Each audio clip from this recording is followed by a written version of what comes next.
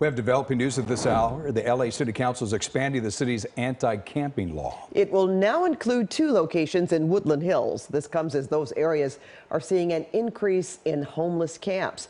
KCAL News reporter Jeff Nguyen is live in Woodland Hills with the details. Jeff? Pat and Jeff, soon the encampments right behind us will have to move. That's because of a law that prevents sitting, sleeping, or anything that obstructs the public right-of-way. It's just such a shame. Robin Calvert is talking about her frustration with the encampments along the stretch in Woodland Hills, which has been Gina Dussing's home. There's really nowhere else to go right now, you know? I mean, there's other places, but every time we go to another place, we get ran out.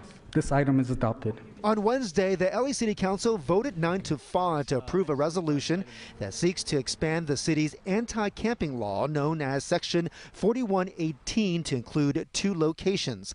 A manager at a nearby Courtyard Marriott called in before the vote to talk about what happened during a recent event at the hotel. An individual from the camp stabbed another in the face with a pole, and it was witnessed by LAPD. Councilman Bob Blumenfield introduced the resolution because he says crime has been spiking, but Joe Shelton has questions. Well, I'd like to know where he expects them to go. I mean, it's great to say, hey, we're going to get rid of you, but where do they go? Blumenfield says people at the encampment have been offered services for the last 6 months. Even now, in the next couple of weeks, people will be going out to that site, offering people the services that are available. Some of those services are things like shared housing. The Legal Aid Foundation of Los Angeles says the resolution only criminalizes the unhoused. There are simply not enough housing resources for it to be realistic to assume that every person who has been displaced by one of these resolutions has been offered a housing solution that meets their needs.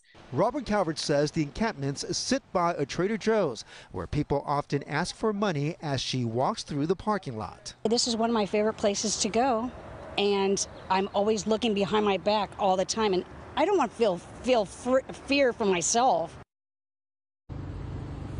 Enforcement of the anti-camping law will go into effect after street signs are posted out here. The warning period will last a couple of weeks. We're live in Woodland Hills. Jeff Nguyen, KCAL News.